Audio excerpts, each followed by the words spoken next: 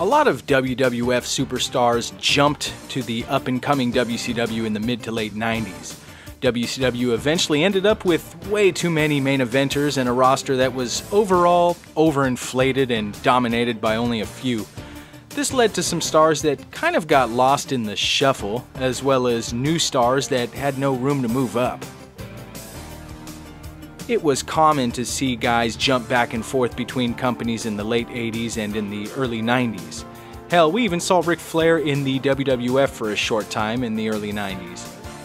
But the tide really changed when stars like Hulk Hogan and the Macho Man decided to join the up-and-coming wrestling promotion WCW. Macho had a few title runs as both face and heel and extended his career quite a bit with the company, as the WWF had all but written him off. Same could be said about Hogan. He retired from the WWF to pursue acting, but was lured by the big bucks that Ted Turner and the WCW had. This led to his infamous heel turn and some of the best wrestling storylines I had ever seen at the time. I often wonder what would have happened had Scott Hall stayed in the WWF back in 1996. Even Scott himself mentioned this recently in a video that was posted on the WWE's YouTube page. He mentions how the WWF was a family and looked after their wrestlers, and they most likely would have helped him early on with his drug and alcohol problems. Meanwhile, in WCW, they pretty much didn't care what their wrestlers did. Hell, sometimes they didn't even show up to pay-per-views. In my opinion, Hall was on his way to the main event path in the WWF.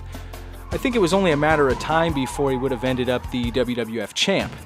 I mean, could you imagine the matchup possibilities if he stayed? Razor versus Corporate Rock, or maybe a heel turn and a feud with Austin? Oh, that happened. Or maybe the Clique would have formed a faction, something like a mix between the NWO and DX. Who knows? I feel like he got lost in WCW. His presence was strong at the beginning, but he started to fade away and his character was kind of turned into a joke. I'm sure his personal problems didn't help the matter, but I feel like he was misused after 1997. Kevin Nash was another big star in the WWF in the early 90s as Diesel. In fact, he was in the main event picture and even held the WWF Championship. When he jumped ship to WCW, he remained a pretty big name, but didn't hold the WCW Championship until very late 1998. And that's mostly because he's the one that booked it, which was not a very popular move in the locker room, but he had a lot of creative control at the time, and in his defense, he was very over as well. He would remain a big name in WCW as other stars started to jump to the WWF or retire. It all worked out for the better though, as if these two would have stayed in the WWF, we most likely would have never seen the NWO, which fueled the Monday Night Wars. Other superstars got dealt a bad hand with WCW. Bret Hart is a perfect example. Here's a guy that was put into the top spot of the WWF after Hogan's departure and came over to WCW with a lot of momentum behind him. For one reason or another, they just couldn't figure out how to use Bret, and while he was still on TV every week, I felt like he was becoming more and more irrelevant.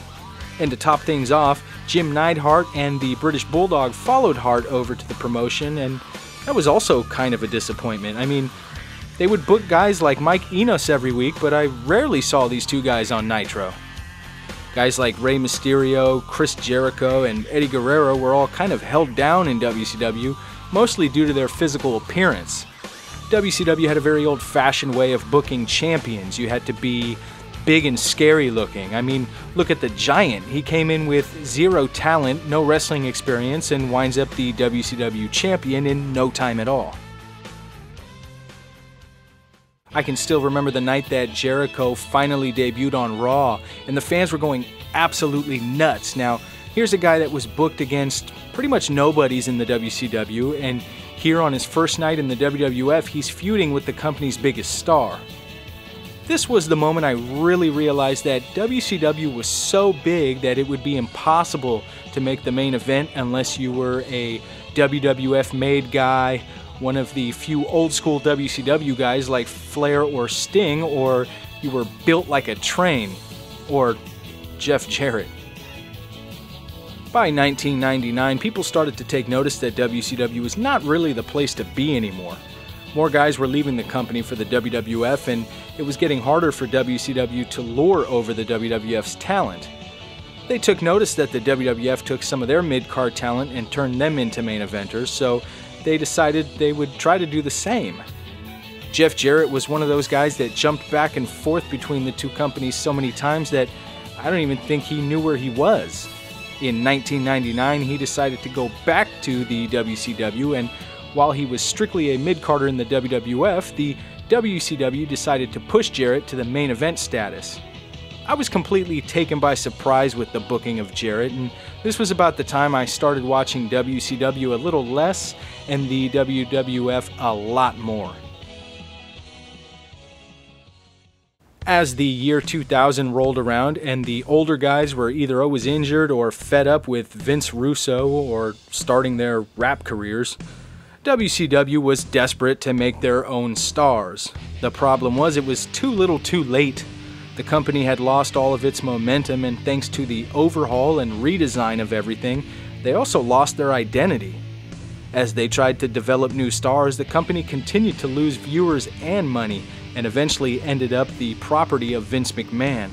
But we can always look back to those glory years where you just never knew when a star would end up on the other guy's wrestling show. What are some of your thoughts about how wrestlers who jumped ship ended up in WCW? Let me know in the comments section below, and thanks for watching.